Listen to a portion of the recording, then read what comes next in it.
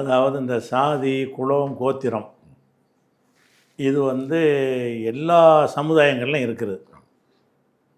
எல்லா நாடுகள்லையும் இருக்கும்.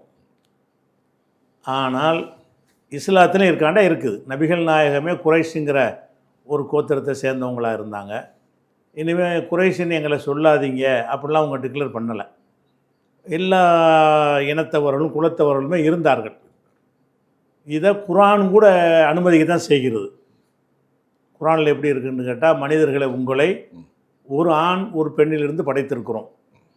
உங்களை குலங்கள் கோத்திரங்களாக நம்ம ஆக்கியிருப்பது ஒருவரை ஒருவர் வேறுபடுத்தி அறிந்து கொள்வதற்காகத்தான். உயர்ந்தவர்கள் இறையச்சம் உடையவர்கள் அப்படின்னு குர்ஆனில் இருக்குது. குர்ஆனில் என்ன சொல்லப்படுதுன்னு கேட்டால், எல்லாம் ஒருதாய் மக்கள்னு சொல்லிடுது. அது ஒருதாய் மக்கள்லையே உட்பிரிவுகளாக சிலரை நம்ம ஏற்படுத்தித்தான் இருக்கிறோம். எதற்கு ஏற்படுத்தியிருக்கிறோம்னு கேட்டால், இன்னார் இன்னார் என்று அடையாளம் காண்பதற்கு தான். ஒரே பேரில் ஒரு 10 பேர் இருந்தாங்கன்னா ஒரு யுன்சியலை வச்சு அடையாளம் காண்ற மாதிரி, ஒரு தெருவை வச்சு அடையாளம் காண்ற மாதிரி, இவர் காவண்ணாமுனாவுட்டு இப்ராஹிம், இவர் சாவண்ணாமுனாவுட்டு இப்ராஹிம்ங்கிறோம். இந்த காவண்ணாமுனாவும் சாவண்ணாமுனாங்கிறதும் ஒரு குலம் கோத்திரம் தான்.